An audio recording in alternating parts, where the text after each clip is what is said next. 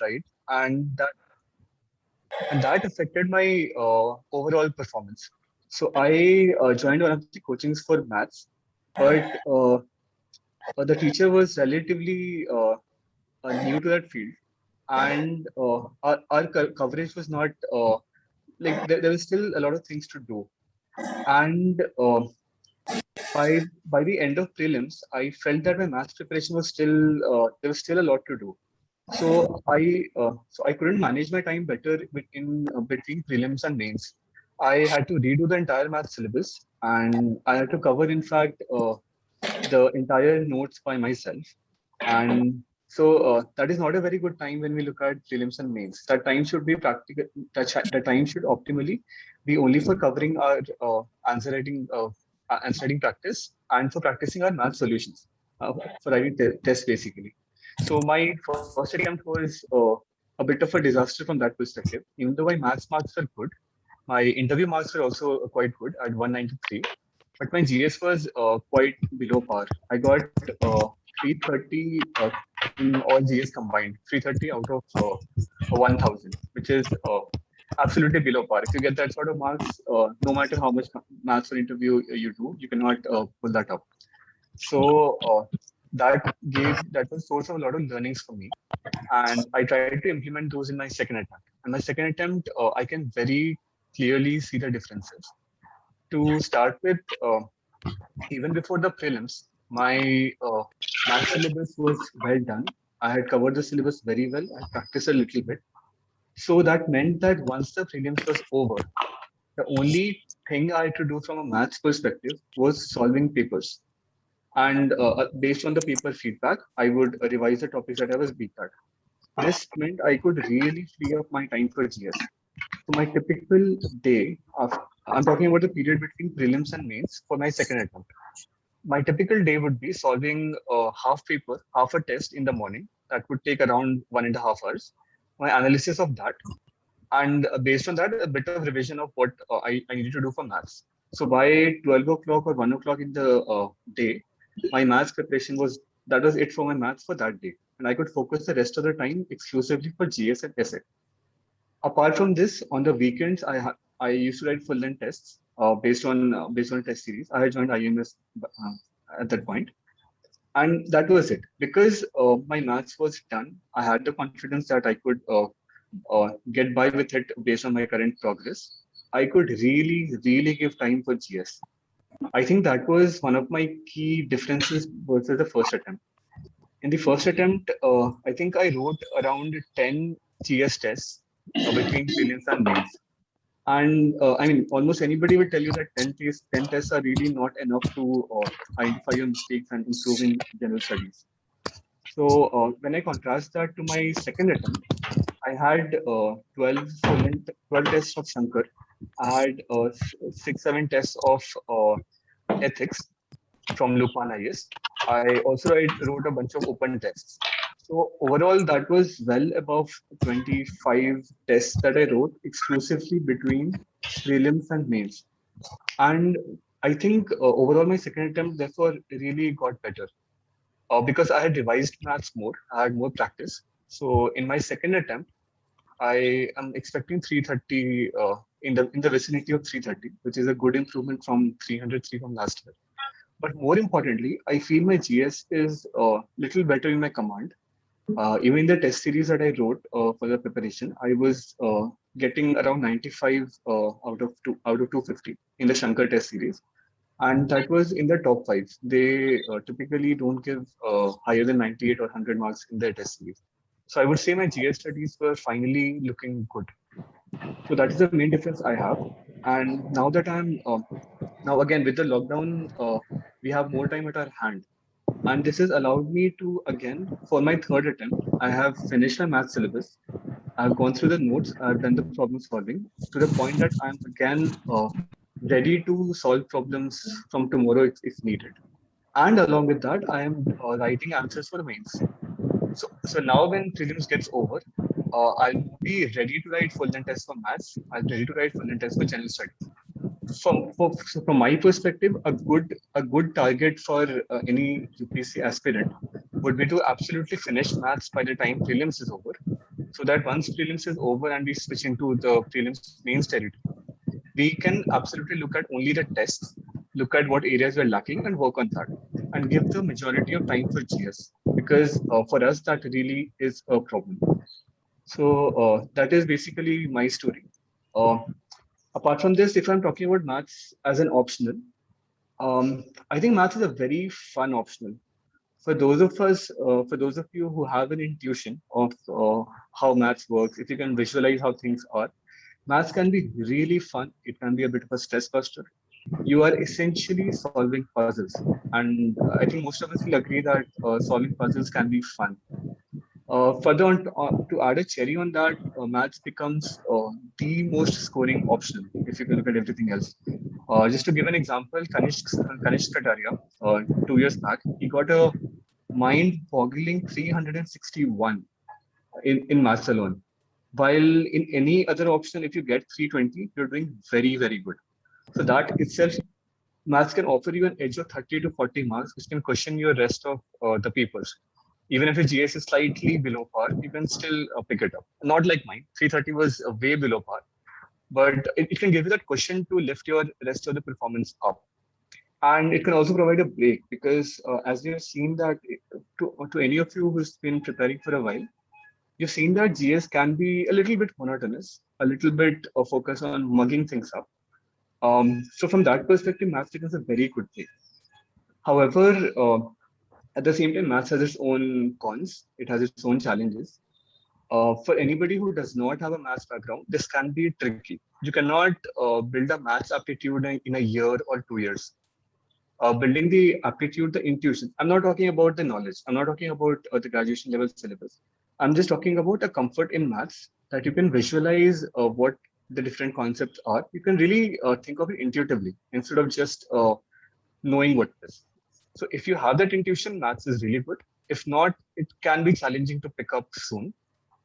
Apart from that, the syllabus, it's definitely larger than many other options. You can expect 7 to 9 months. I understand people who have a background who've done some of it in the undergraduate can even do faster in even 5 months or so. But typically, you can expect 7 to 9 months as a comfortable target to finish your syllabus. And adding on to the challenges, this does not have a synergy with the rest of the GS papers. When we look at economics, when we look at other humanities options, even though they are not that scoring, they can give you a 20 marks or so difference in general studies papers because you are studying the same concepts that apply there as well. So in that way, maths can be a bit of a challenge. However, all of this said, if maths is your comfort zone, if maths is something you can visualize, you can think of, I will say this is exceptional. The consistency that you get here is absolutely amazing. You write a problem, you've solved a problem, you provide a solution, you've arrived at the answer. There is no way the examiner can reduce your marks here. So further uh, on top of that, while other optionals can have a bit of a variance because you have to cover more syllabus each year because of the current affairs part, maths is relatively static. So it's almost guaranteed that year on year you'll have to see an improvement. If you're doing things right, if you're really dedicated, there's no way your maths performance will not improve. And I mean, I myself had a good score at 303. And I mean, if I think I can score it to improve it to 330, that shows you how much there is a potential. And even now, I feel that there are certain things I can improve, which we will come to in a bit. And I can actually take it further to 340, 50, if everything's well, even 360 if it comes to it. So I would say who should choose a maths option? Somebody who has a comfort. If you have a background, if you covered some of the topics beforehand, you will definitely pick it up faster. Um, Apart from this, you'll have to give time to this. You give time, you will get marks, and that is almost a guaranteed thing. So that is that. Let's move on a bit. Uh, what are some things I did right? What are some things I did not get right? So the things that I got right are very visible in my second attempt. I was able to cover syllabus. I was able to revise them properly. I was able to give enough time for practicing the tests in the 3 hour time limit. Uh, but if and because I was able to cover maths because I covered it for prelims. That really freed up my time to give time to GS and essay, and that I think will separate out the average maths candidate from an exceptional maths candidate. How well you balance out your GS along with doing a good maths. My if I come to my mistakes on the other hand, I think I mentioned some of it while talking about my first attempt, where I really did not manage my time well. I was juggling both of these, and I was giving time to studying maths in prelims and mains. You do not study new things between prelims and mains ideally. Ideally, that time is only for practice, only for revision, only for evaluation. If you can do that, you are set. Apart from this, there are also some smaller topics that I had not covered well, especially in the first attempt. They were really small topics like the topic on asymptotes or some proofs. Uh, Even the modern algebra concepts, although I understood them, they were not really on the tip of my hand, on the tip of my fingers. And if you don't have it on the tip of your fingers, these things do not come through. Further, that also affected the practice.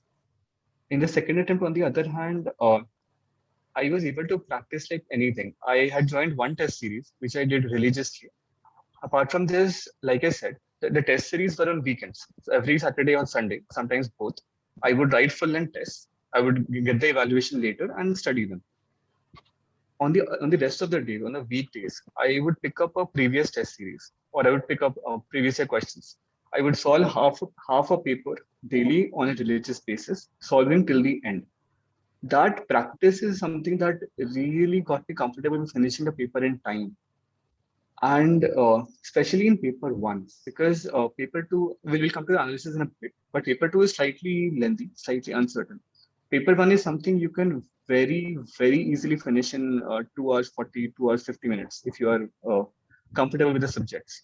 And I'm happy to tell you that this year I was able to finish the paper one in 2 hours 15 minutes.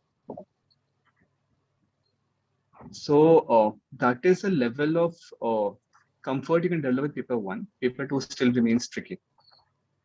What else apart from this? Apart from this, I want to talk a little bit about the exam mindset about writing a test. So this is a little bit personal, but before I write a test, I just sit back, close my eyes for a minute or two, and try to get in that zone of answering the test. This is sort of a ritual that helps me build that aptitude. And I do this in the mains exam as well. What this does is it puts me in the right mindset where I'm able to uh, separate out the negativity and focus completely on what is going to come in the next 3 hours. Apart from this, when writing the paper, as I hope most of you have seen, you'll have 8 questions in your exam, of which five you have to do 5 of them.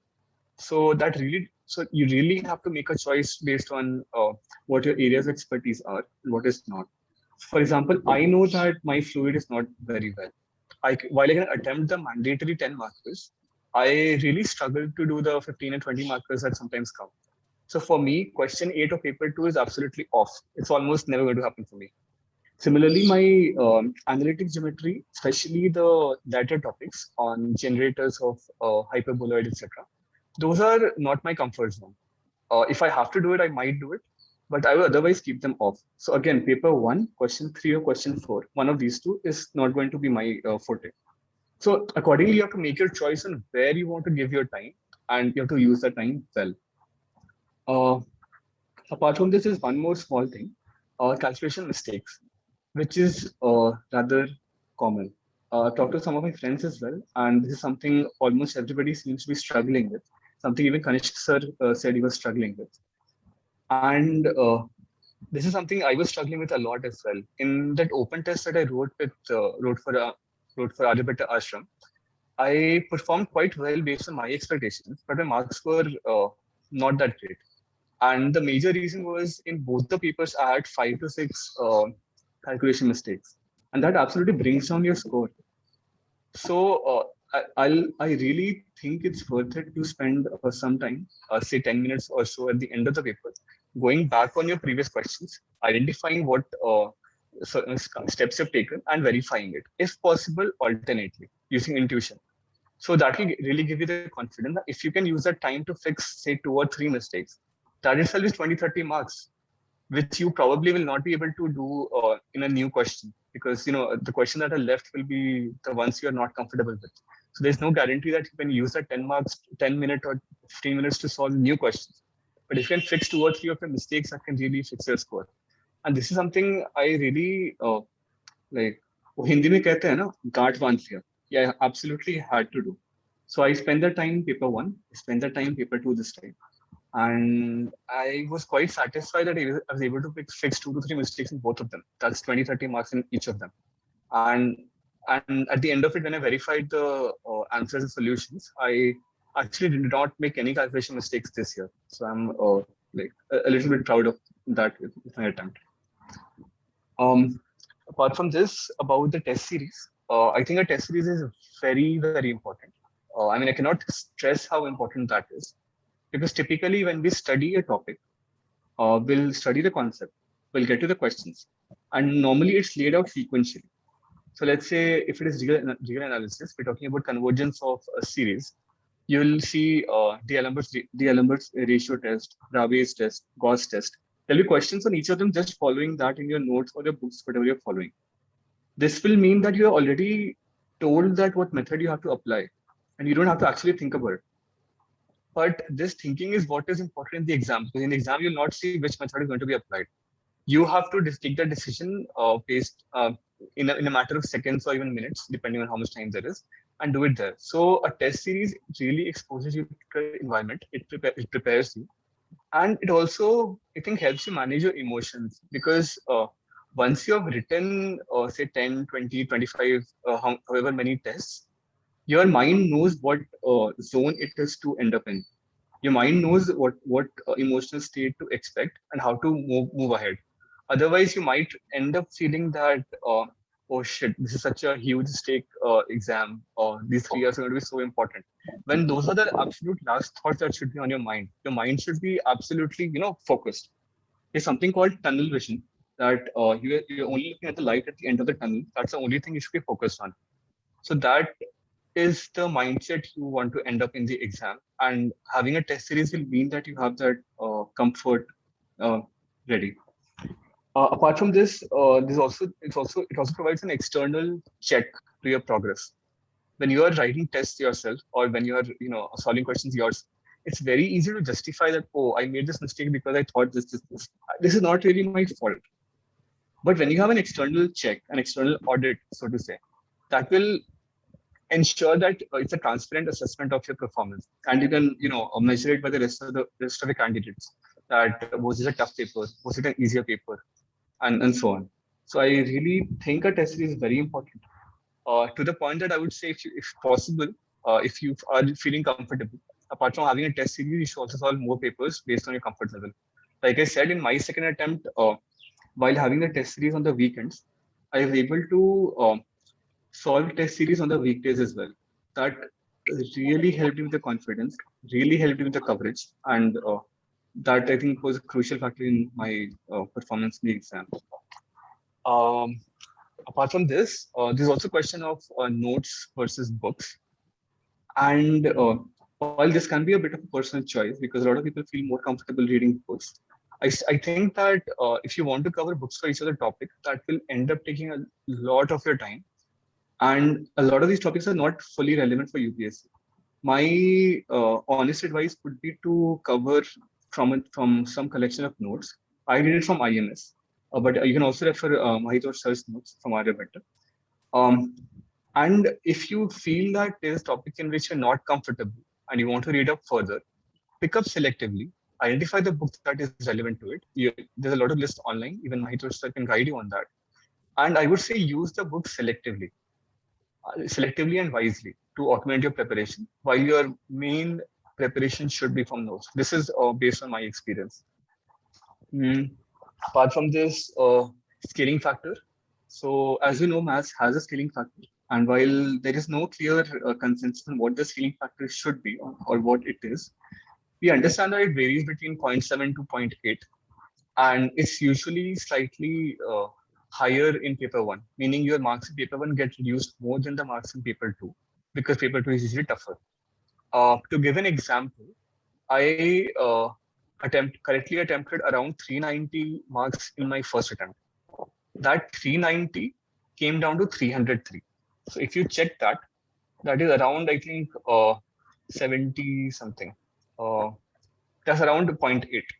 So, and based on other aspirants' discussions as well, there's a consensus that your marks end up getting multiplied by, on an average, 0.75 to zero point 0.8 to bring them in line with other options.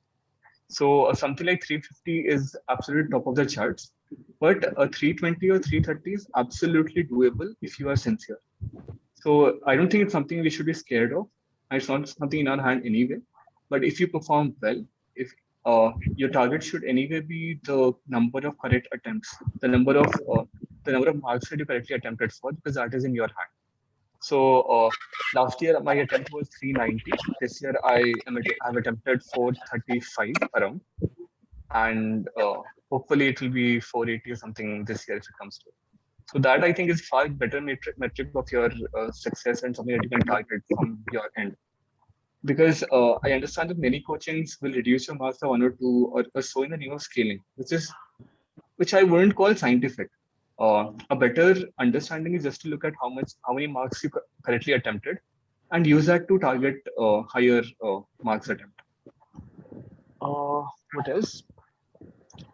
If you look at the current trends or the current analysis, I would say paper 1 is definitely easier, something you can target to finish in 2 hours 30, 2 hours 40 minutes, and which I think is absolutely doable. However, paper 2 is something really uncertain, because there are certain topics like modern algebra, certain topics like partial differential, and even fluid and real and complex, which are all topics in which you can do the easier questions for sure, but you never know which question will hold you back. And on top of that, paper 2 is the second paper of the day. You're already a little exhausted, you're not fresh, and it's the last paper overall. You've already written one essay papers, 4 general studies papers, 2 language papers, and a maths paper. So at this point, you are really exhausted. So that it usually ends up bringing you down. However, you can always work on it. So apart from this, we have seen that UPSC these days is asking a little bit unusual questions, which are not exactly straightforward. If you look at this year's paper itself, for example, if I'm looking at paper 2, for example, there was a question on linear programming about the curtain length that will be optimal.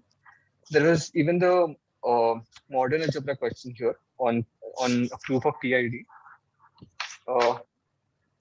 There's one more question which was then even the Hamiltonian question, in which you end up getting a cylinder. So I would say, and one more question about moment of inertia of triangular lamina. So I mean, if those of you who have seen the papers probably have some idea what I'm talking about. The gist is that these questions are not as it is. These are questions which you will not be comfortable in straight away.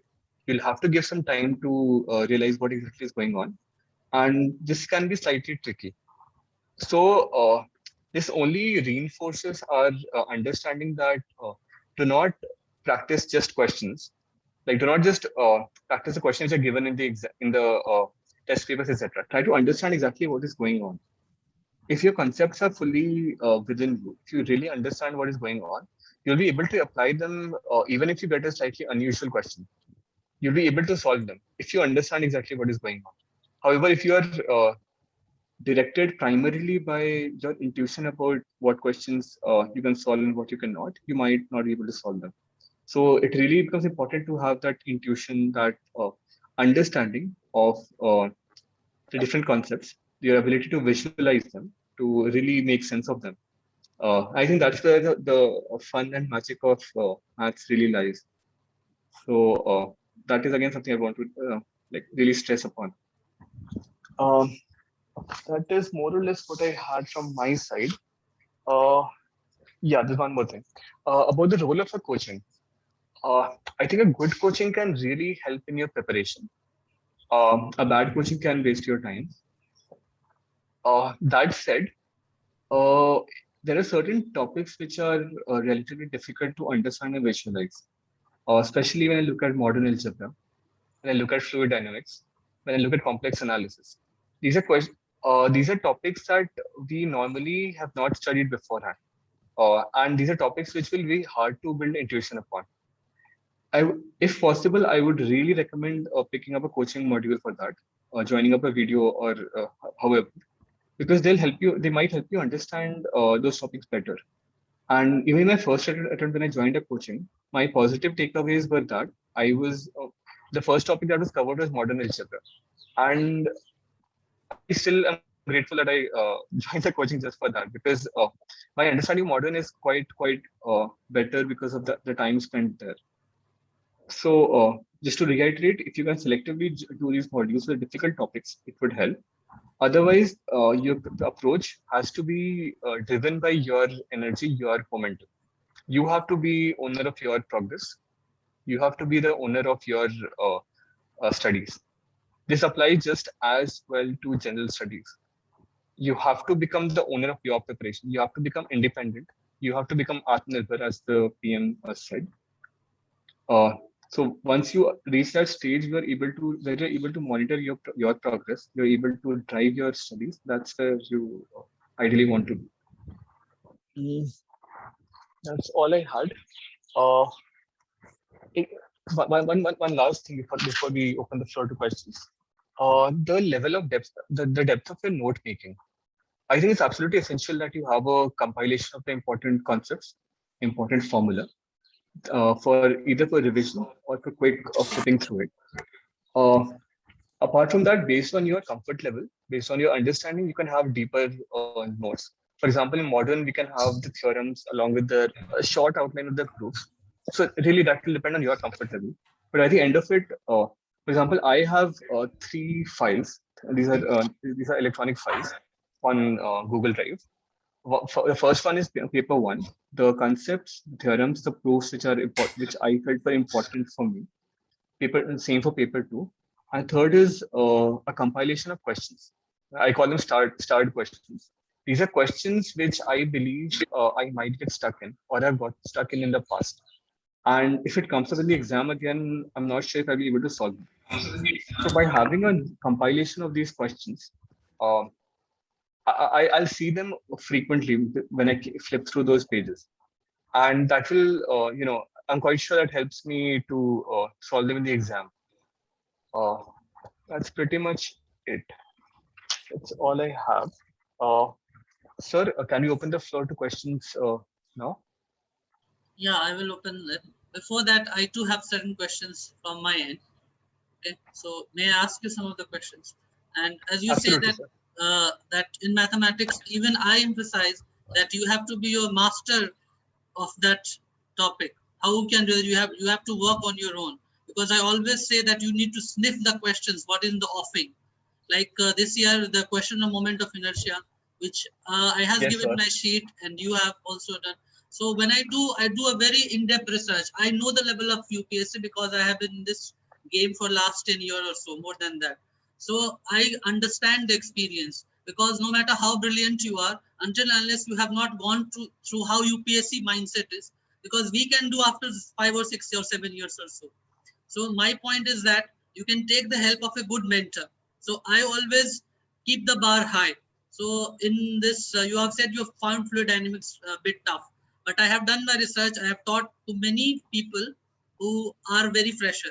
So I have given a very different perspective, a very different perspective of vector calculus, partial differential equation. So I have done the reverse engineering. So through fluid dynamics, I have taught them Laplace equation, a complex contour integration, sometimes also improper integration, asymptotes. So we just need to know the syllabus, and we are all to help you out.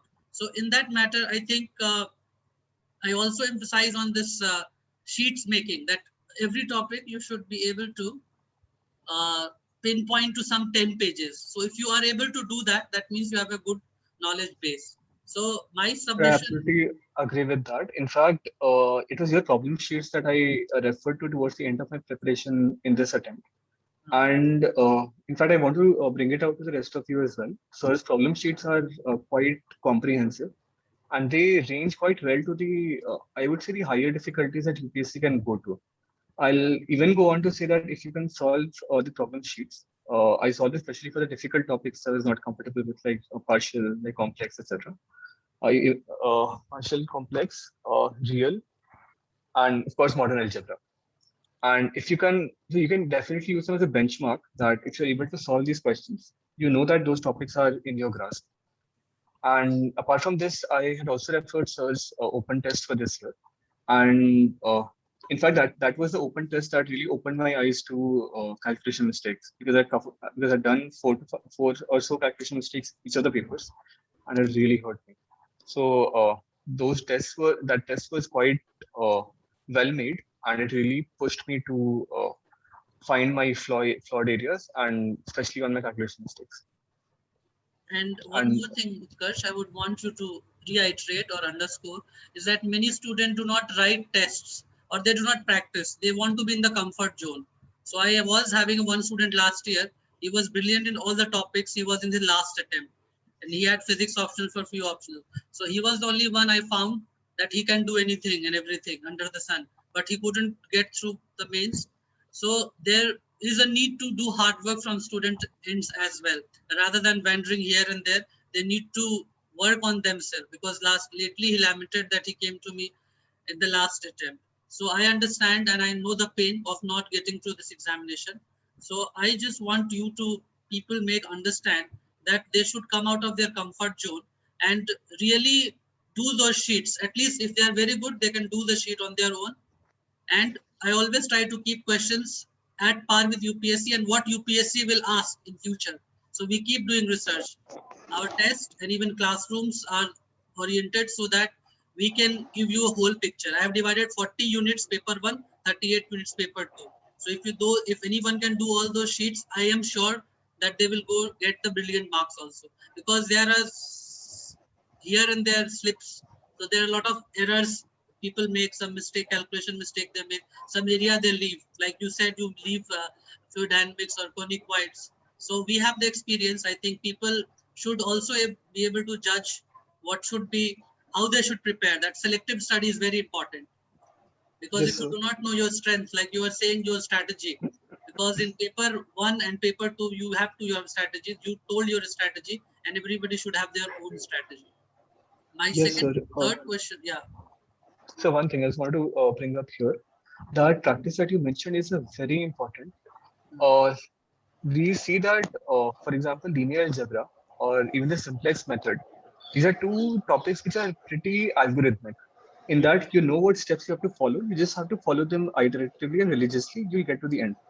This made me feel a bit confident about them to the point of being overconfident.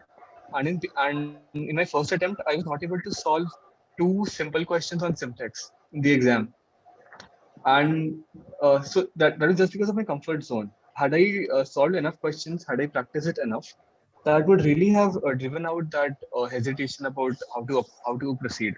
And I really think I was able to accomplish that this year with solving so many papers. I was solving basically half a test daily, sir. That amounts to 3 to 4 tests every week, and that is 16 or so tests in the period between prelims and mains. So, sir, that really this is apart from the test series, in fact, sir. First of So all, you that should have practice, UPSC civil services questions. That should be at your fingertip. Every question that has been asked in UPSC, whether it is civil services or forest services, if it is within the ambit of our UPSC syllabus, that should be at the student's fingertip. That is the point I'm trying to make. Then you can go for the test series. yes, sir. I think I'll agree with that. In fact, sir, on the topic about comfort zone and basics, I was talking to an aspirant recently. His would be a third attempt this year, and he was saying that I've covered all topics. I am quite comfortable, but I'm not able to perform in the tests. And sir, I had a very simple suggestion to him to just let go of everything, just go back to the basics, cover the notes religiously, and just see what you're actually getting stuck in. And thankfully, he took my advice, and I got a call from him 3 weeks later.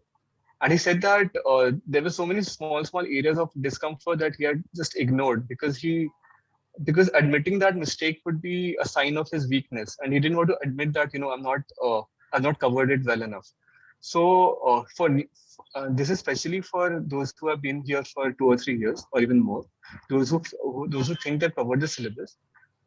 Going back to the basics and covering it all up over and over again always brings up your weaknesses. They help you build to improve your coverage.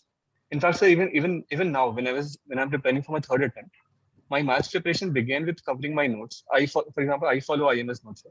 So I went back and did those notes over and those notes, all the pages, all the problems, very simply, nothing more than that. Because and even then, I still found some areas I was not very comfortable with.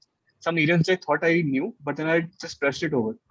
So going back to the notes, covering it over and over again, and then going to a test series and checking out how well you are performing. Both of these steps need to be done over and over until you really build that comfort and expertise there. I think student notes is more important than any institution notes, because what you have understood, what you have come to terms with, what you have studied from all the sources, and if you can pinpoint to some 10 to 15 pages, then your work is done. Because UPSC always evolve itself. Even when I teach in the class, yesterday I will teach, suppose if I'm teaching some concept of, say, harmonic motion, I will be dealing different ways. Then I will go with elliptic, harmonic motion, come back to circular. So every time I teach, I evolve. So does UPSC. So I make people understand what is the intricacies. I do a question by 2-3 methods. So this really brightens up a student's mind, and they also try at their home, and they also come up with some of the certain things. So somebody is asking you a question about physics topic, and in this physics topics, I have my sheets in the public domain, and they are more than enough for UPSC. And I go to all the levels. I go to books like S.L. Loney, Charlton, Webster's, Whitaker, Simon. So you people not have heard of these, but UPSC refer to all these books. They don't need to refer to any Indian authors. So, somebody is asking you a question that no Yes, sir. IMS notes until what depth covered. So you can answer those them one by one. Yes, I'll pick this one up now. So the question is, Hitesh, could you talk about the physics topics a bit, the sources and what depth to cover? Um, there's some topics which I did from IMS notes, even though you don't want them clearly. But you can also Google them if you want. You can look at search notes if you want. You can look at Krishna's series books for physics. Um, I had some comfort in physics beforehand as well, and therefore that helped me. And if you look at these sources, you can look from Krishna series. You can look at previous questions to understand what depth to go to.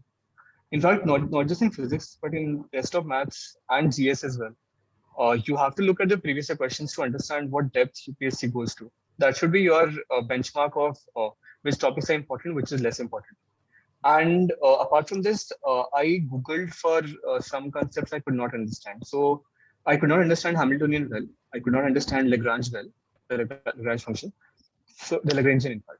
So I looked those up. I looked up common catenary, and I found some small PDFs of 5 to 10 pages, 20 pages from reputed universities. I have some files. If you want, I can share them for those just for those small topics, and that helped me cover these topics.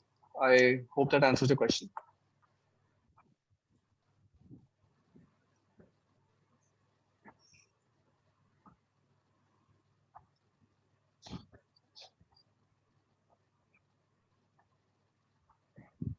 Hey Utkarsh. So basically, I had two Hi, questions. yeah. Hi. So first one was like, how much like the structure of an answer matter? Like, let's say for any like area of integration related question, making a graph or pointing out exactly like I'm using this particular theorem or any particular identity, and nuances like you're properly using the correct sign, mathematical signs. So how much these nuances matter in an answer where you get a correct answer versus you use this, like how much this matter in a like marking? I would say it can. Again, I haven't like evaluated people. This is based on my understanding. What feedback I got from evaluated answer sheets. That can make a difference of 2 to 3 marks depending on how bad it is. I mean, I would say a bad answer to a good answer could be 2 to 3 marks in that question. Your presentation does not need to be absolutely, beautiful, but it should be functional. Your graph, for example, should have straight lines. Need not be ruler, but should look straight lines. the diagram should be a little bit spaced out from the rest of your content. The answer should be structural in that you can see the progress step by step. Preferably, you can draw a line to separate out subparts. You can, apart from that, the theorem that we mentioned absolutely has to be there. That adds weight to the answer. To the point that if it is, let's say, a 15 marker, and I feel that the answer is going to be very small because I'm using a theorem, I would go on and prove that theorem, because that will mean that I'm actually devoting the time that the question needs because of the marks. It also shows the examiner that I understand the concept quite well. So I would say all of these things can make small differences and help you become like the really exceptional candidate from a good candidate. Does that answer the question? Yeah, I think that I just wanted to know how much mark gap is that, like 1 or 2 marks, 3 marks. Okay. And the second question is about the space management. Like I've seen, like, because they have this limited space, right? So seen from the past candidates, like let's say if you make a mistake, let's say it's an integration question, you have made a silly mistake at the starting. Now you have already consumed your space. Or let's say there is a LP problem, which takes, like, you need to make a lot of tables, which will take your a lot of space. So if you make mistakes in these, like, it could be really cumbersome to again redo it. So what kind of techniques you use to avoid such things, like doing it in on rough? So if it's an LP problem, I double check every step, in fact. So if, let's say, it's a simplex one, I'll draw the simplex table. I'll like move the next step. I'll draw the table again. In that table, so when I make this step, I'll double check it. I make the table once, then I redo the calculations completely. That is, call it my paranoia, because like you said, if you make one mistake, your entire problem gets messed up. So that is for the problems which are intensive and really need that space. Then there are questions where you do not know how to start or where to start. For example, this year there was a question. I want to send it up.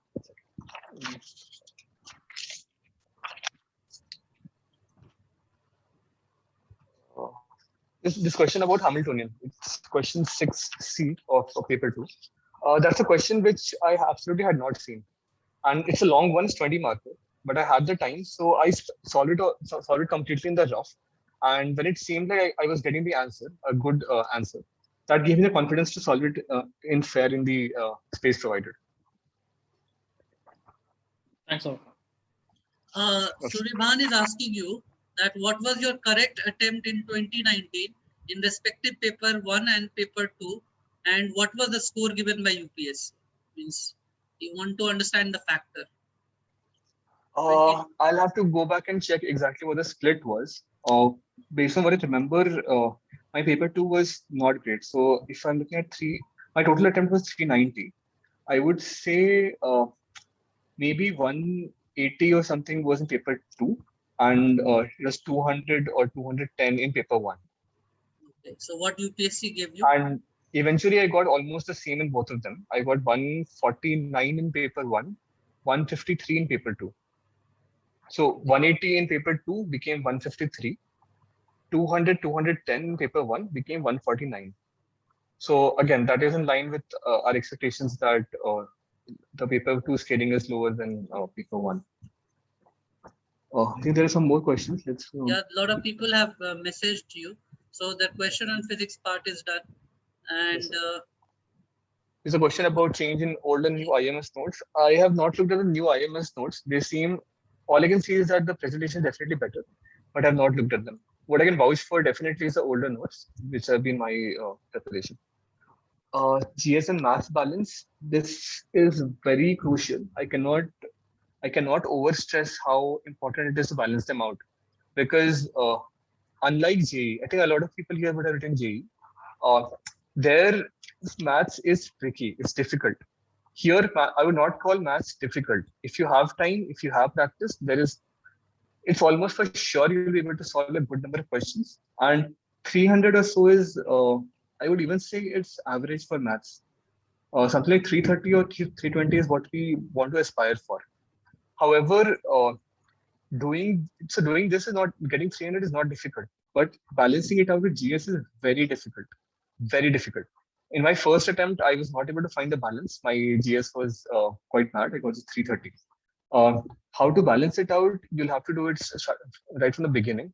maybe put 50% to maths, 50% to GS, finish both the syllabus, and then carry this forward into tests and answer writing as well. Like I said, I used to give the morning till 12 o'clock only for maths. Thereafter, I would give the rest of the time to GS. So that was my strategy. You can similarly find your balance depending on how comfortable you are in maths, how comfortable you are in GS. Which proves to study. Yes, this is actually quite interesting and quite important. There are certain proofs which are relatively straightforward and very important from UPSC's perspective. If you look at modern algebra, there's a lot of these proofs which you can find in notes as well. So things like irreducible element implies maximal ideal, implies its quotient ring is a field. So again, the point is a lot of these theorems which are very standard, very important for UPSC. If you look at linear algebra, something like Sylvester's theorem is very important. So even the proof of it.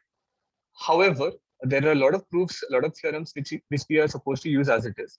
The proofs are relatively tricky, and my advice would be to cover this iteratively. In the first attempt, in the first go, cover the syllabus, understand the concepts, understand the theorems, use it to solve problems. Uh, Definitely try to do the basic theorems, but not the other ones. In the second go, try to cover more theorems. In the third go, try to cover more problems, and so on and so forth. To the point that something like Cayley-Hamilton theorem from linear algebra is something whose proof UPSC really should not ask. It's what I would call really low value in terms of effort. However, this is something you can definitely pick up in your third or fourth iteration when you're covering the notes. So that is how I would suggest you to do it. Something similar applies to CGS and in maths as well. Try to widen your horizon, try to widen your understanding with each iteration. Next question, math solving versus studying versus solving time. I think this would vary from person to person. It's hard to give one number here. Just try to get the comfort fast and move on to solving. That's all I can say here. Moving on, can you share your notes?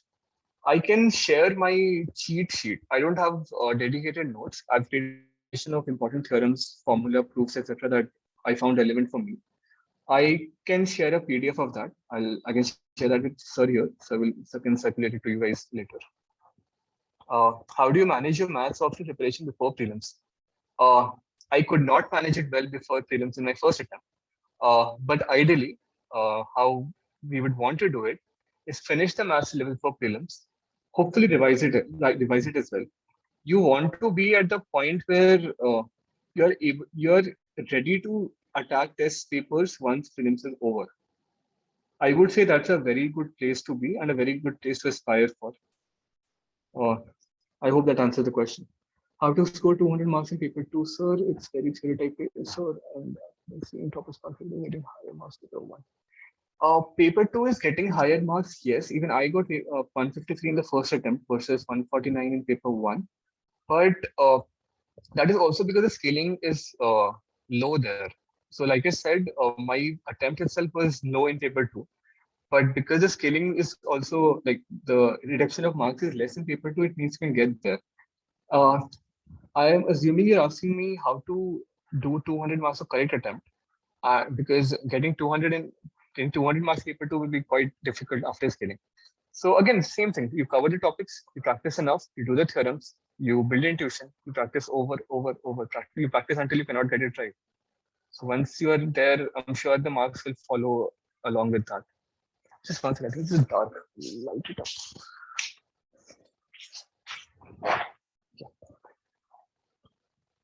Can you share the order of chapters covered from easy to difficulty level? I think Sir can give this analysis far better, sir. Can you answer this one?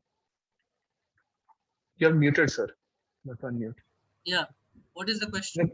The question is, can you share the order of chapters covered? Basically, he's asking which topics are easier, which is harder to cover from UPSC perspective. Yeah. There are certain low-hanging fruits in paper 1. That is, one should do linear algebra, calculus, and 3D. These are the fulcrums. 2 fulcrums are, one is calculus. You should be robust in calculus and geometry because that will help you in vector calculus. That will help you in ordinary differential equation because there we are doing integration all the time and partial differential equation. And in partial differential equation, we use a very good understanding of surfaces. So until and unless you are very good with conicoids, you are not going to ace it with the tough questions. So interlinkages are very important. And I can ensure that one should practice a great deal of questions on LPP, last 12 to 13 years question. That will give you a good boost, because just knowing that you know certain things and you are revising from some seat is not enough. These areas require rigorous practice. Complex analysis to me also is not very tough. Certain areas are very easy. Suppose at least the Cauchy-Riemann portions, which most of the student either they study in BSc or engineering. Contour integration, sometimes they find a difficulty. That, as he said, that should be your second iteration, that you should try to master it, those contour integration, Jordan Lima, and all of those things. So I have put a standard questions, 40 to 45 questions. UPSC will never go beyond that, because I have done a very well research on that part. So if you just keep solving those questions, you will be in a mood to solve those questions. Certainly, modern algebra is lengthy. My approach in modern algebra has always been go backwards, that you start from the ring theory, you go through ideals and PIDs and homomorphism of both the ring and the group, rather than studying group theories, because group theory is not something which UPSC has been interested in the last 4 or 5 years or so. And they know that your paper, you do not either finish algebra very well, nor fluid dynamics and mechanics very well. So you have to take a call on these applied things. So from my end, if you, in today's perspective, you see, if you are good in applied mathematics, that will fetch you number one more marks. Suppose if you are good in mechanics, you are very good in static and dynamic as well. And that's just the equation of motion. We're using some vector equations, we're using some differential equation. Whatever you have studied in the class 12th level, same thing is there. But here it is different. If you have not solved certain questions, you cannot solve in the ultimate analysis in the paper. So low hanging fruits has to be your differential equation. Vectors also sometimes it gets tricky if you have not solved past 30 years questions. Stokes and Gauss divergence, sometimes it may get tricky. They will put new questions. The idea is to learn these things. Keep writing on all those things. So first cover the basic ground. That is most important. And then go for differently. So I teach sometimes very differently. Like I teach fluid dynamics, and through fluid dynamics, I'm percolating the idea of complex analysis, calculus, vector calculus, and I'm actually applying that in those things. So that is also one of the way of to go about. But if you are saying that you want to go stepwise, then definitely these areas. Okay. Just Next. adding on a little bit to this, sir. I think paper one can be a good point to start. Cover the topics of paper one because they're relatively low-hanging fruits, like sir said. However, just one thing I want to add here. Modern is something that really takes time. You really need to get comfortable with it. So modern is something I would not recommend leaving for the last. Pick it up either as a first topic, or if it is a little scary for a first topic, pick it up after you've covered 2 or 3 easier topics from paper one. But definitely cover it in the first half of the preparation. If you leave it for the rest, leave it for the last, you'll not be able to give time, you'll not be able to do justice to it. So pick that up beforehand. And just one more thing on this topic. There are certain things that you might have to memorize, because otherwise you may not be able to bring it on the exam hall. There are things like the contour integrals. For some questions, you have to know the contours, otherwise it will not be able to you'll not be able to produce them in the exam. There are certain keyhole contours, there are certain pizza slice contours, there are similarly rectangular box contours. So these are very standard questions. There are maybe 20 or 25 of them, and you need to know them. Similarly, Clairaut reductions, Clairaut equations, especially for ordinary differential equations. If you do not, if you're not comfortable with reducing them, you may not be able to reduce in the exam. There's no guarantee there. So in fact, for 8 or 10 such standard reductions, you might have to even memorize them or to get in the exam. I'll just interrupt you. Pardon me for that. In Clairaut, actually, I have devised mechanism where one can, rather than mugging, can find the pattern. So there also you don't need to mug, but it comes with lot of practice and lot of insight that I have over the years. Even Clairaut could not give the patterns. So one has to mug the formulas, but I have decoded how to go about that. So those areas also, as you said, ultimately you have to mug certain things. But if you I believe that nature loves symmetry, so does mathematics. So a lot of things are symmetrical. We can find a lot of patterns, whether it's regards numbers or equations. So on that count, it will come with practice, with insight when you are living with those equations day in and day out. So certain things will strike you. Like I remember a question in 2019, tan inverse ax by x plus 1 plus ax squared. You can do by differentiation under the sign of integral, but it can also be done by contour integration. So Yes, sir. you can do that. In partial Yes. differential equation in 2019, they have asked a very good question, which you will not find in books. But if you have a robust understanding of characteristics, and the book I refer is your Snedden, because that's the Bible of partial differential equation. But it's very difficult for you to go through now because it's difficult, ultimately. Right. Yes. Moving on to the next question. Some topics for some tips for modern algebra. I think modern algebra is something that requires a slightly different approach to the rest of the topics.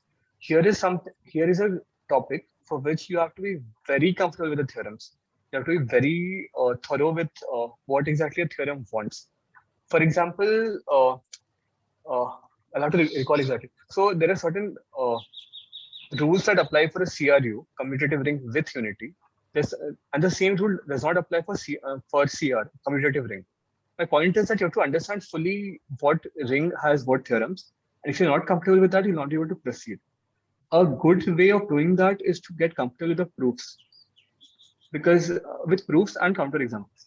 So if you have the counter example ready, you know that theorem does not apply to that ring. So in this one module, I would recommend that you do the proofs as you do the topic.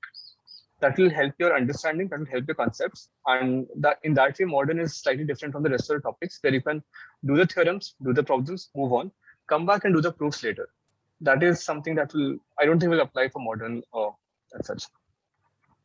Moving on, another question on modern algebra, we just discussed it. Fluid is something maybe Sir can you can join Sir's module on fluid dynamics. That's something I'm still not comfortable with. However, in my defense, fluid is something you can get by doing less of it. In fact, I have a list of 9 or 10 formula which usually solve all the 10 markers, even though the 15 and 20 markers will end up getting stuck. So on my part, I knew that question 8 of paper 2 is not going to be my thing because it's going to be fluid dedicated. But you can get by with doing just the basics of fluids. The file that I'll share, it will have the basic formula and you can keep that as a basic thing. However, in your second or third attempt, it is better to do fluid properly as well. That's where I think Sir is also running a course on fluids at this point. Fluid and mechanics, both courses are being done at this moment, and they are done for from the basic level to the highest level. So you may not be able to reproduce everything because questions will be tough sometimes. So I take all tough questions also. That will give you that you know certain things. Yes. So for those who have covered the syllabus properly, who are comfortable with the rest of the topics, I would really recommend joining this course and finishing of the rest of fluid. Ayush, okay, can you please share daily timetable, how you managed? Okay. Like I said, I keep maths for the early day because maths is something I enjoy so much. So when I wake up, I sort of look forward to solving maths. So for me, the early morning 2-3 hours, 4 hours, depending on the day, goes to maths. If it is before prelims, I'll focus on revising the notes. I'll focus on problem solving. If it is after prelims, I'll use the time for solving test series. The later half of the day goes for GS preparations. That involves newspaper reading, reading the current affairs magazines, answer writing, and so on and so forth, depending on your level of preparation. Because this is my third attempt, and I feel more comfortable with GS. So right now, even before prelims, my time is going on covering monthly magazine and current affairs. It's going on daily answer writing, and the analysis based on that, and studying topics for my timeline. So, for example, I've just finished GS4, and I'm doing GS2 at this point. It's my international affairs going on. So I'll finish international affairs by the end of this week, and the next week you start with GS2. So you have to manage your timeline. You have to set your targets based on your comfort level. First you have to cover the topics, have the understanding, make the notes. You have to have the revision, and you have to write the answer. You have to do the answer writing or the test series, depending on your comfort level. I will share questions regarding how to tackle topics like modern, complex analytics. We just discussed modern. Complex is something, again, you have to give time to build it up. Maybe you can consider joining Sir's module. Otherwise, complex something you will have to give time. There is no shortcut to it. It's something that is not intuitive for most of us. So you really have to sit back, give time, solve it properly, refer to your notes, and just practice it over and over. Even right now, I was when I was studying complex for the third attempt, I was still finding things which were otherwise not clear to me. So it's really nothing more than that. You have to go back, study, go back and practice. And once you do this process, the cycle enough number of times, you'll be able to do it.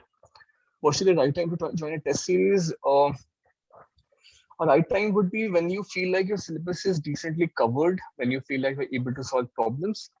Uh, if you can do one or two, if you can do a few tests before prelims, that will be great. If you cannot, the time between pre and mains will be definitely ideal.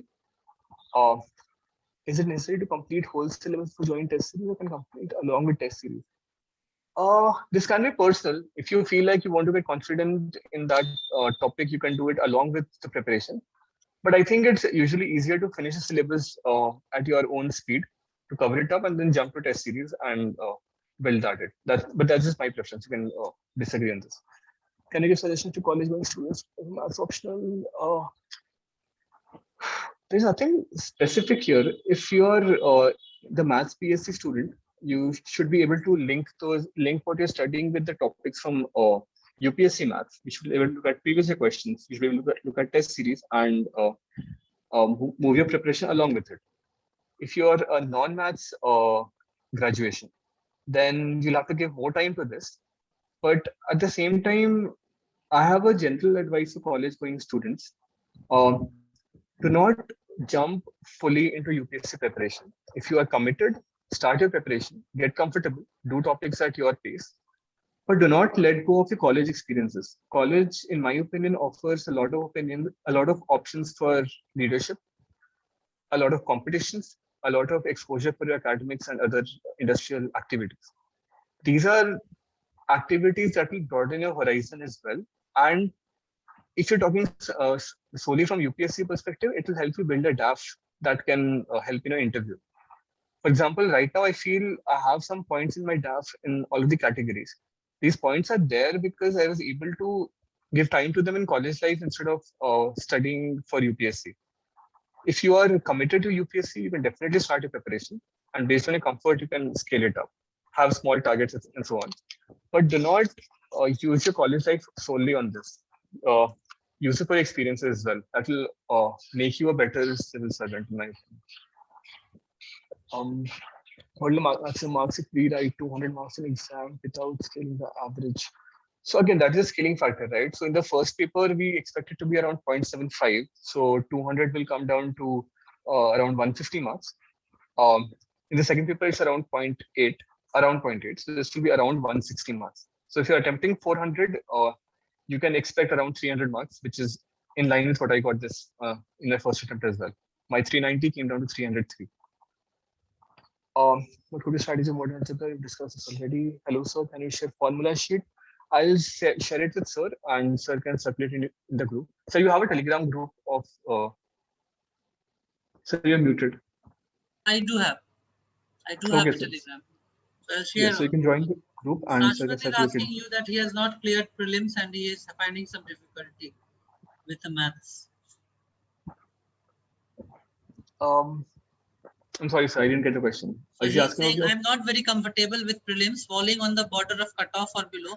Given that fact, till when should I focus on maths for this year's attempt?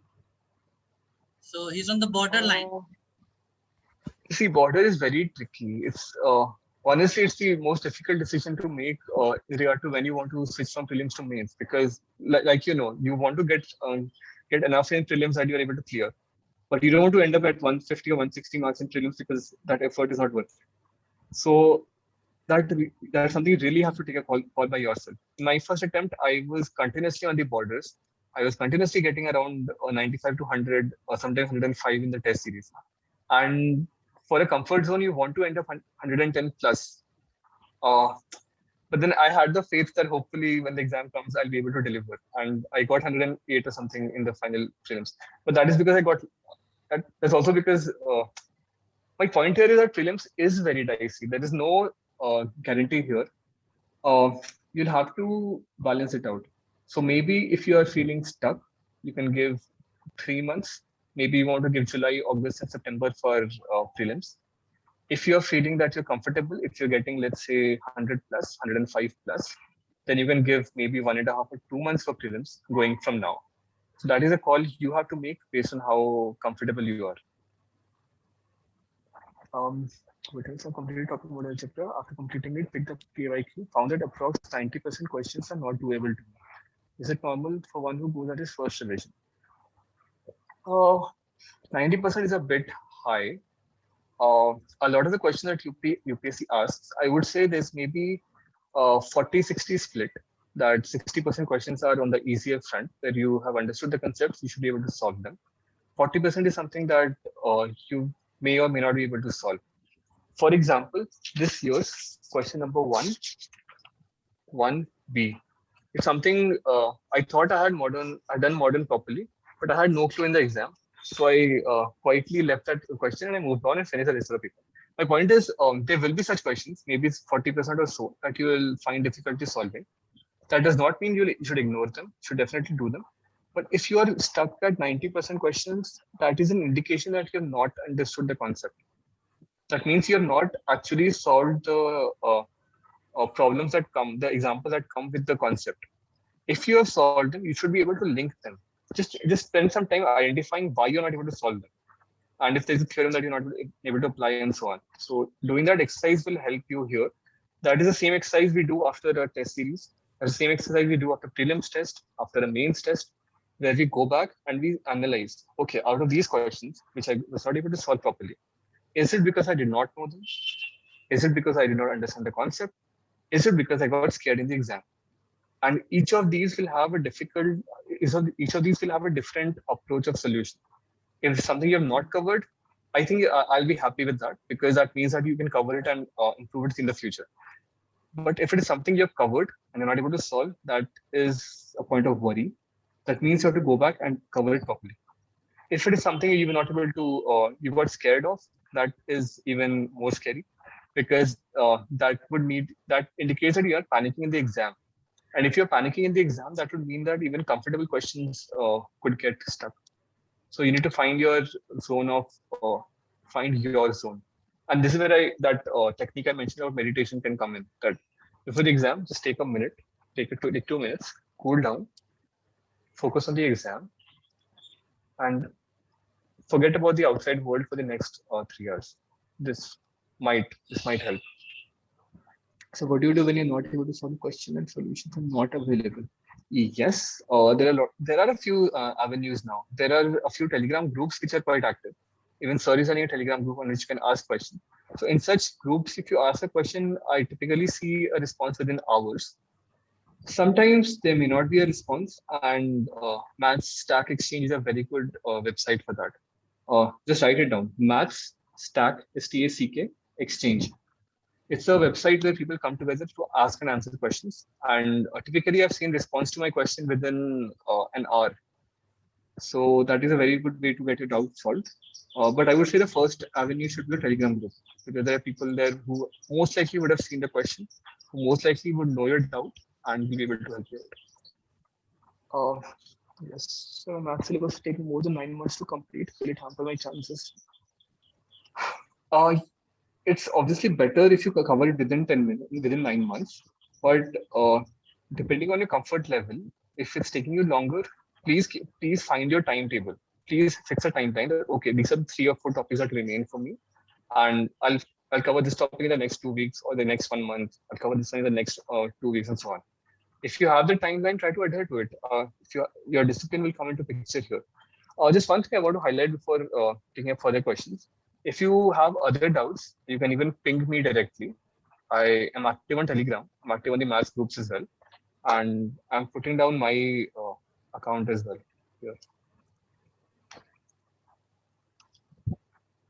Especially for strategy discussion, or if you're getting, if you have a very, if you are struggling to figure out how to manage your time here, how to prioritize your your priorities here, you can drop a message.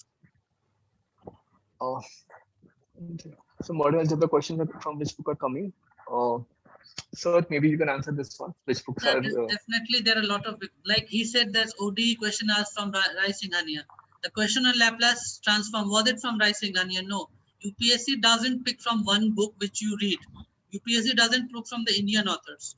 Like I can name a lot of books. As regards algebra, there are a lot of books. Herstein was one of the famous books, which in 80s and 90s until 2006, straight away all questions are from Ian Herstein.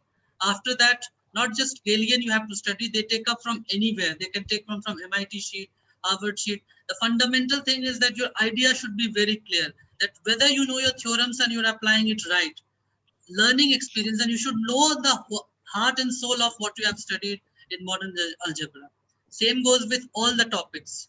Same goes with all the topics. It's not just in every topic. You will see that some 10 markers every year, 2 to 3 questions are not doable for certain candidates. And that is a trap laid by UPSC, that you waste your time rather than fixing your priority of answering those questions. Like Utkarsh should also highlight this point, that how he choose the questions, because people who choose questions wrongly, they end up losing, I think, 50, 60 marks. So it's the choice of question that is in the ultimate analysis will also determine your score. So there is no source of UPSC. Please, there is no source of UPSC where they can pick up any topic. You have to keep practicing and practicing. I have in my sheet, some of the sheets on my public domain. I can vouch that they are more than enough for UPSC because they are very well researched. We research for more than 3-4 months. We all the time include all questions of civil services in the last 40 years or so, include also forest services, and we try to sniff the question that what is in the offing. And you also, yeah. Can everybody else mute their calls? I think Gopalji current is unmuted. Okay. So you can answer that question also. Anybody has any doubt as regards this? And I always... Yes, sir. I want to just reiterate this point about picking questions. One of my friends, he appeared for means this year. He was quite confident about fluids, and he picked up the question 8, but he got stuck in the calculations. And I did not look at the question exactly, but I call these topics carrying stunts. Stunt should be done under strict supervision. These topics are stunt topic. If you have not done with some experts under their guidance and supervision, because ultimately there is no end to questions. There are a lot of questions. In suppose you are saying in fluid dynamics, if you're referring to MD Rai Singhania, that book has taken everything from all over the world.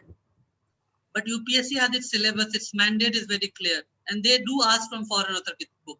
Like this year, the question that they have asked on sources, 2 sources are placed somewhere. That's an easy question, undoubtedly. That source is given in the Thomson circle. Milne Thomson, you must have heard this person in complex analysis or circle theorem.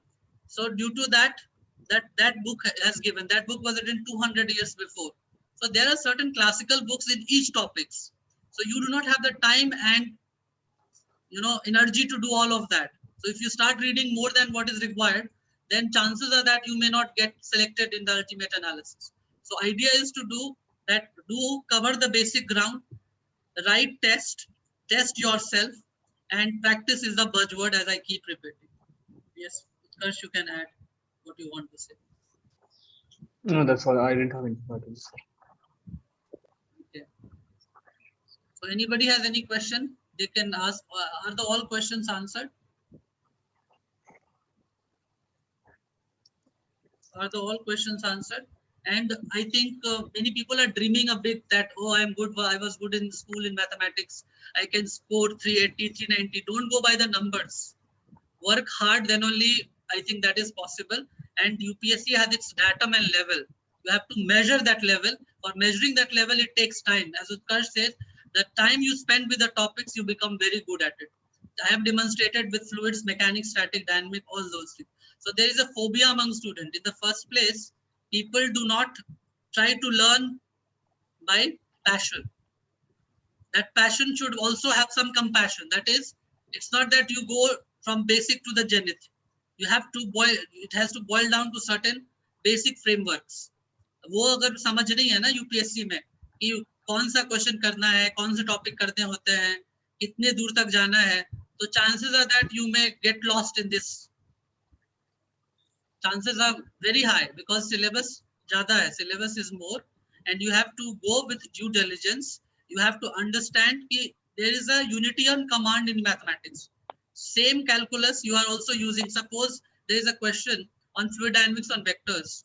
That question, if I give in vectors, you can solve. But same question, if I give in fluid dynamics, you may think that this comes under the area, and I use some terminology like stream function and streamline, stagnation point, you get stagnated. So idea is that, as I always tell, like I can teach, I have taught fluid dynamics and mechanics in straight 25 classes. Same thing I will teach for 30 days for algebra, and then also I cannot ensure you that whether you will be able to do the questions right. Ultimately, you should be able to do the questions in the final examination. If you are not able to do the question, no matter how good you feel, no matter how well you know, it is null and void. So that's the thing. And I would also like to add certain things, that students note making should be a continuous process. You should try to, articulate your understanding in your own words, because a lot of things which are in market, they are copied from the books, and I have not gone through them. So I will not comment on that. And even I do not give a great depth notes. So whatever I teach, I am able to help student to, they can also write what I teach. If I teach say 60 pages, they can very well bring it down to 5 pages. So that is the brevity. Mathematics may you have to have concise, clear, crystal clear understanding. So that will declutter your mind ultimately. If you just bog down your mind with a lot of theorems and everything, because many people keep asking me questions on linear algebra, which is in BSc and MSc. UPSC never asked this.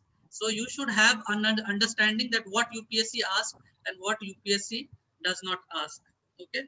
So somebody has asked you any suggestion for conic section, or he's asking about conic void, and calculator is allowed in examination or not. Calculators are definitely allowed. So you can use a scientific sum questions without a calculator, especially when you're looking at numerical analysis questions, the Ranmakutta methods, Many or people make mistake with the help of calculator also. So they should practice on calculators as well as the same time timing. that can save a lot of time. So in fact, in questions like Gauss-Seidel iteration for solving equations in Newton-Raphson, if you're smart, you can just enter the formula there. There are certain tricks, maybe you can share with them later. So if you enter the formula there, you can just keep on pressing equal to. It will give out all of the steps that you need to perform. It will save you a huge amount of time. This is something I learned only during my second attempt, and that itself brought on my calculation for those questions quite dramatically. Any suggestions for conic section? Nothing specific. Go to the notes, practice them properly, look at the examples, look at PYQs, and get comfortable. Nothing. I don't have anything specific on this. And he has asked somebody asking any suggestion for conic section, or he's referring to conic voids. Conic sections. I've also shared my sheet of formula here. So those who are here can access it from here itself. For the rest of the people, sir can share it on the group. Okay, you have done that. So what is the ultimate message you want to give to the students who feel that most of the things you have already repeated? So in nutshell, what you would like to tell, that whether it's the smart preparation in mathematics or just working hard without any direction, because I think that you have to, this mathematics optional is not about JEE, it's about hard working, that how many kind of questions you have solved, and it's about methods and protocol. Suppose they are giving you differential equation to solve, they ask sometime by solve by variation of parameter, by Laplace transform, and no matter what method we adopt, answer is same.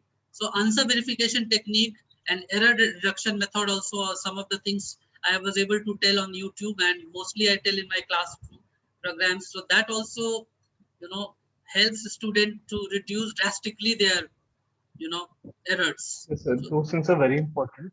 But I have a more broad message here. All of you have taken your first step towards becoming officers, and you should start behaving like officers from here on. That is not something that will occur once you clear the exam. So that means your time management. That means your responsibility for what you're spending your time on. That means your responsibility in terms of how you speak, how you think. If you've seen people around you, people often talk without thinking. People often talk based on rumors. If you're going to be officers, you need to be more responsible. Same for time management. What you're spending your time on, what you're doing out of it, you should be able to track your progress. You should be able to track the output you're getting out of your time. Once you develop that consciousness, once you develop the responsibility, a lot of these things will automatically fall in place. But take that ownership. There's something that one of my polity teachers, Majiram, used to say: "Marzi hai aapki, exam hai aapka." At the end of the day, the exam is yours. Any external motivation cannot guide you alone. That's all from my side. If there are no more questions, we can maybe conclude.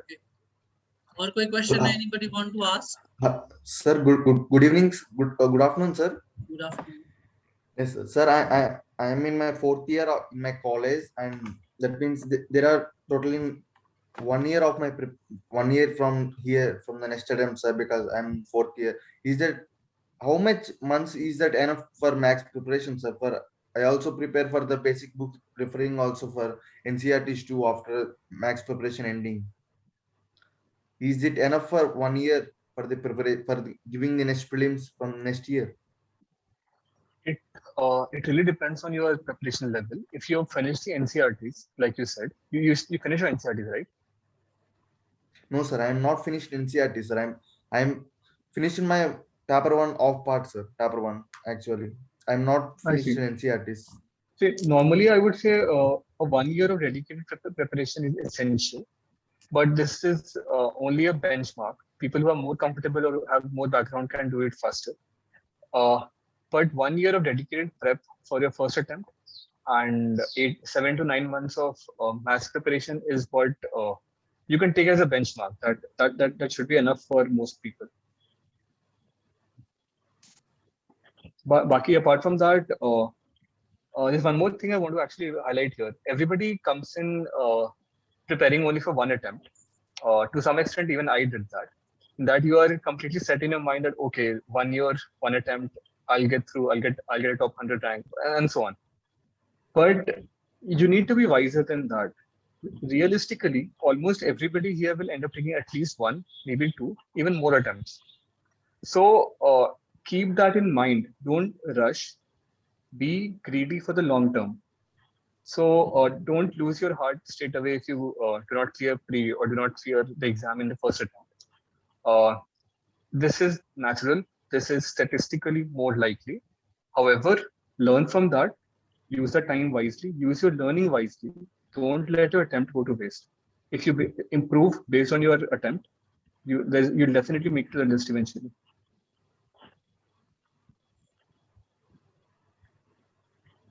There's one more question. I'll take it up. Vikas is asking, how did you manage your current affairs? So I used to read the newspaper. I refer to the Hindu. So I read it on a daily basis. So that brings me the familiarity with the current happenings in India and the world. But I normally do not make notes out of them. If there is a news item which is very relevant, which I think I can use in the answers directly, I'll jot it down, either in my GS or in the essay category. Apart from that, my major note making is from the monthly magazines. Normally, I refer to Vision IS. You can refer to something else as well.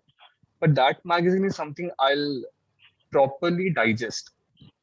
I'll look at the news, I'll look at the background, I'll look at the analysis. I'll try to understand properly. Once I've understood it, I'll make notes out of it in my collection. So I have a software that I use. It's called Notion.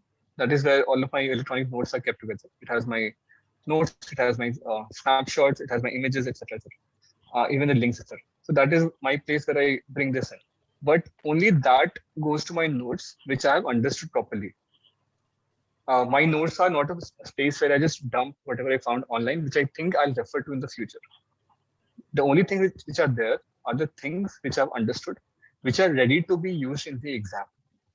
And that intuition about what to keep and what not to keep will build up over time. Your notes will develop with iterations. So make your notes, but definitely keep in mind that you want to tailor them specifically towards exam requirements. As you will see more questions, as you will write more tests, as you write more answers, you will realize what format of notes, what depth of notes are important for your exam perspectives. My notes themselves have evolved over at least 10 or 12 iterations where I each time go back, weed out what is not necessary, add in more relevant points, add in examples, data, judgments, etc. etc. So that has to be evolution. So if you take the notes online, I think that will be more convenient. Uh, we are all digitally literate and definitely use these technologies. So if that is it, uh, maybe we can conclude. Are there any more questions?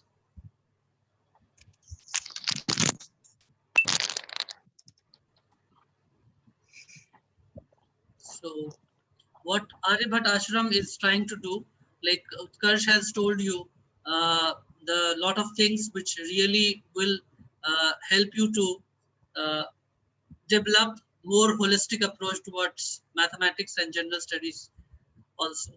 So what we at Aryabhat Ashram do, we look for only serious and sincere aspirants. So that those people who are very sincere, they need a certain direction and guidance because they have energy at their command. What they need is that should be channelized. That should not be converted into any destructive force. So what we do, that we do not make any tall claims. We understand that it's your ultimately hard work and smartness that you put into this examination preparation. As he had said that you already behave like an officer. So if you do not have the judgment what to do and what not to do, that means you are thinking like a general mass. So to stand out, you have to weed out things. So most of the students, they ask me that a lot of things I cram, I read, I forget. I think forgetting is the best thing because that tells you that you have forgotten something. So that gives an opportunity to learn better ways. So if you try to forcibly learn certain things, you may not grab it.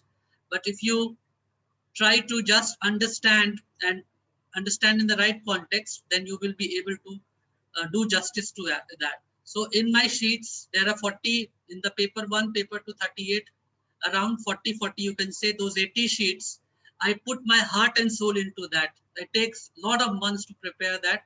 I cover all those questions, which is in asked in civil services and what could be asked next. Because in mathematics, fundamentally, there are very few concepts. It will boil down to very little things.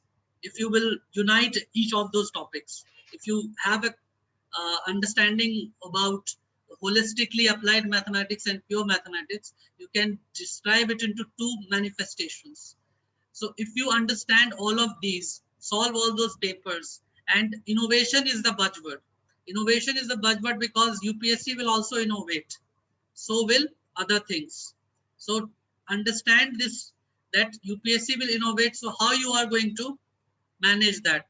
First of all, you should be ready with those 30, 40 years question papers, each topic, and organizational skill is the best format of learning for this civil services examination. If you are not organized, then chances are that you may take little more time to clear this examination.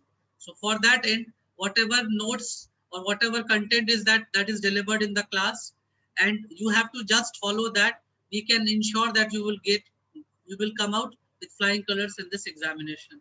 So we are launching our course from 5th July. So in that we are including sectional test, 14 sectional tests and 40 class tests. So these class tests help you to augment how you are going to prepare, and always you have a checklist. And we will always ask you to write test more often than not. So writing test will help you to come out of your shell.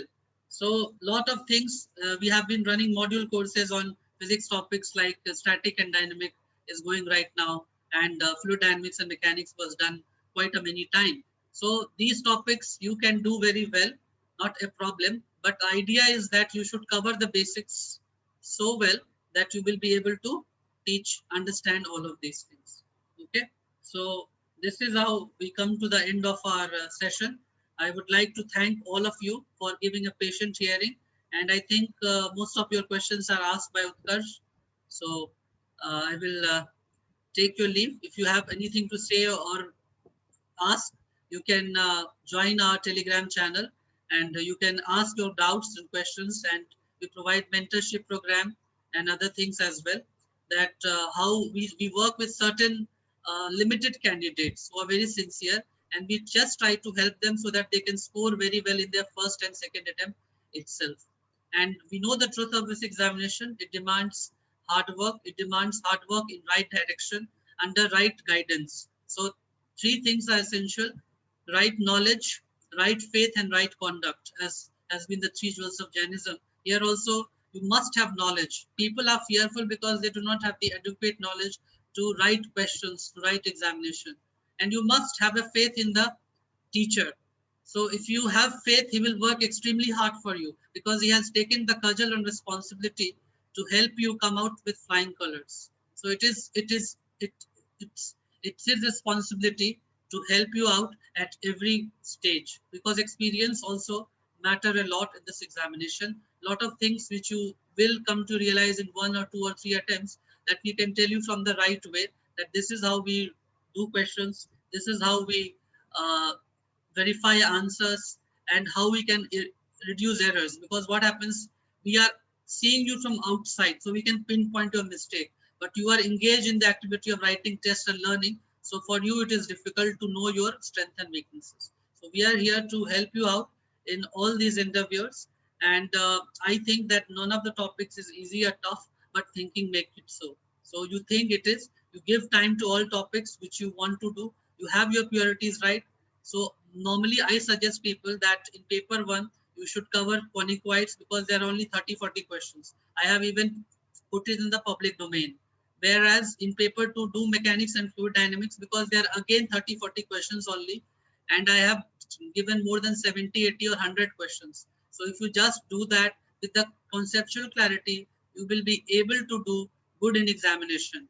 Because if you have not done these topics before prelims, it is very difficult to cover them afterwards. Same story goes with modern algebra. Reason is that it is having a bit lengthy syllabus, and there are a lot of concepts to be interlinked, and UPSC knows that people do not pay attention to that. So that is why there are certain questions they may try to fox you. But overall, you would see the paper is normal, balanced. Only 3 to 4 questions you will find out of context sometime, or out of beyond your domain.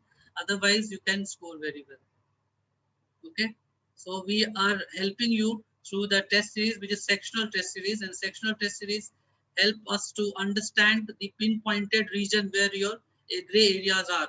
Suppose if you have gray area of chlorides in ODE, so we can understand that how you are able to do it. So before writing test, we give our sheets to the student. We make them do those sheets and then appear for the examination. Because without Siksha, there is no Pariksha. First, you have to learn, then only you can go for examination. Okay, so with this, I would like to wrap up this session. If you want to ask anything or say something, you can contact us. The link is given of the Telegram channel, and you can feel free to ask any of your doubts if you have. And Utkarsh has also been open to you, and he will also respond to you. He has been a proactive student, as well as he helps out all the candidates. So it was good, and I would like to thank on behalf of our Bhattashram, Utkarsh, and all of you. So thank you, everyone. If you have some certain things, you can ask later onwards as well. So we are starting our full course from 5th July. That will help the fresher student also, as well as those who have been struggling with certain areas.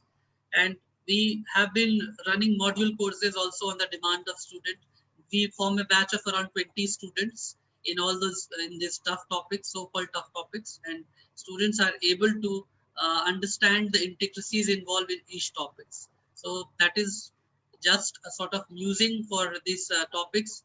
Nothing, this is not division into physics or pure mathematics. It is as it is. It is in your syllabus. You have to learn, and you have to learn by the dint of your hard work. Okay. So thank you, everyone.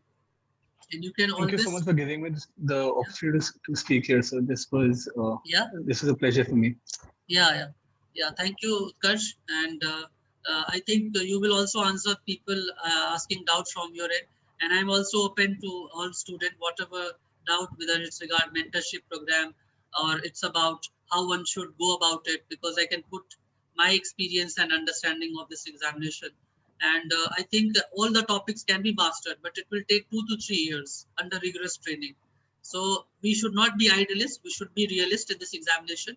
I think 300 plus is a good score, and you also need to work hard in other areas. So dreaming is not important. You have to wake up and study very hard, and you have to know the reality of this examination. Okay.